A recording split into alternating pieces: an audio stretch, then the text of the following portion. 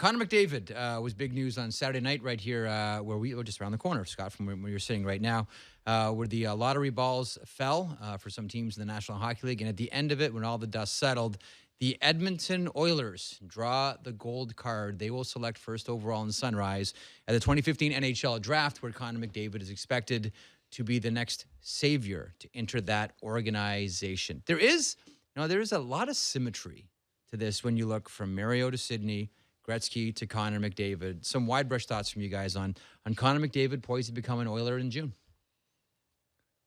Well, that's if they pick him. I mean, There's no way, I know. Rich. Well, we know that, but you know what? Like, we're all making all these assumptions. I mean, Edmonton's not exactly made the greatest choices in the world the last few years They either. cannot. This is impossible. But they cannot not make this mistake. We all know and we all believe that he is the number one guy. Going away. Don't you Yeah, think? and a landslide. Yeah, like it. With all due respect, and Jack Eichel is a fantastic player, but Connor's on a different planet, guys.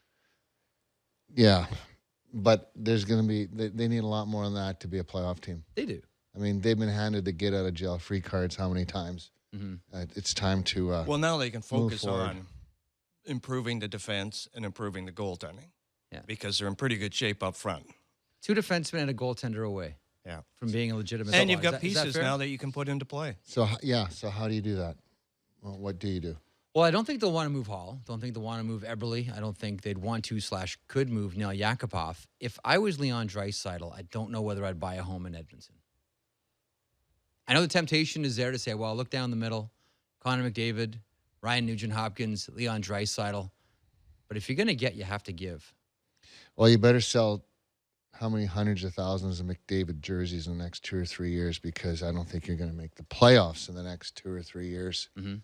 There's a lot of improvement to be made in that club, and they're waiting for that rink to get opened up, the new one. And when Connor McDavid and possibly Leon Draisaitl and Ryan Nugent-Hopkins, if they're going to be your 3 centermen, you're not there yet as a playoff team.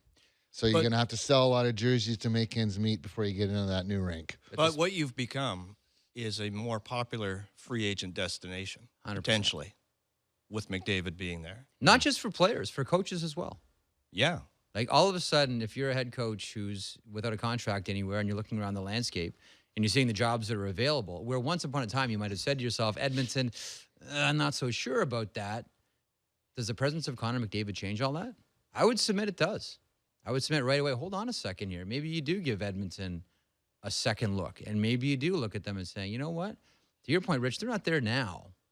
But in a couple of years, when they fix that blue line and get a goaltender, all of a sudden you're looking, hey, 10 years down the road, competitive hockey team in Northern Alberta, count me in. It's hard to win hockey games in the NHL 5-3, 6-4, 6-5, 7-5 every night. And then until they can get that back end straightened out, it's hard to be a goaltender in Edmonton. I don't care how good you are. Yeah. You're going to look pretty average on a lot of nights. But, I mean, they can go out shopping for a goalie this summer. Antti Niemi. Few on the market, free agents on the market. And, you know, maybe you make a deal and you make yourself a little bit better on the blue line. Maybe they can make a jump. When I think you make that comment about it being a spot now that people want to go to, and maybe even for a goaltender, that could be true too, but as long as you're going to be willing to be patient with that goalie and he's going to be able to keep his head in the right place for the next year or two too, because that hasn't exactly been a place it's helped goalies get better. It's actually got them to go the other way. The interesting thing about Edmonton getting Connor McDavid is he doesn't have to be the player who starts a rebuild.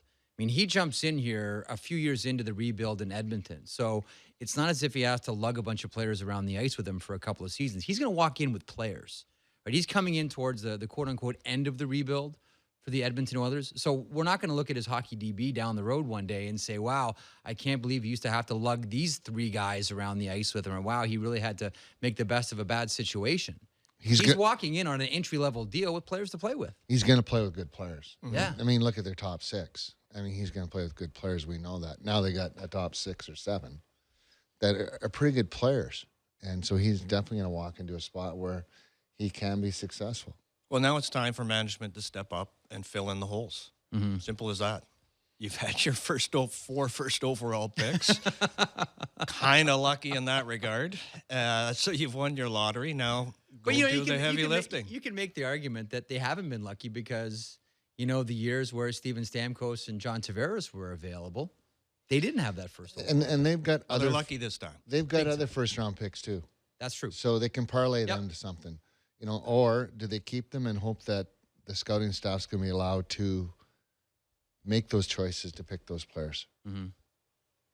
Because there's a lot of assets there.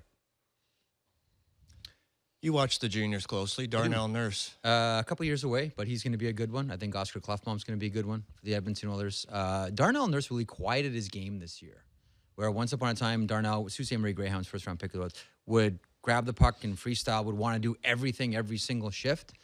Maybe a lot of this is Sheldon Keefe, OHL Coach of the Year. Maybe part of this is Hockey Canada, who've been on him for a couple of years about quieting his game. He's a much better defenseman this year. And someone who they had a little audition with last year. Wouldn't be surprised to see him, start the season with the Edmonton Oilers, get a little bit of a taste. But Darnell Nurse is going to be an Oiler and be a really good defenseman. So that's one, that to your point, though, There's Rich, a piece on the come, but it's a year or two There's a piece away. on the horizon. And in fairness to Darnell Nurse, if he's going to play in the National Hockey League, he has to settle his game down. 100%. And he has. And he doesn't need to be a top guy. He just needs to be a good player and let him settle into role. And hey, it takes these young guys in the back end, unless they're big time studs coming out of junior college, it takes them 2, 3, 4 years to really see what they really are. And if you're going to rush that or think otherwise, you're wrong.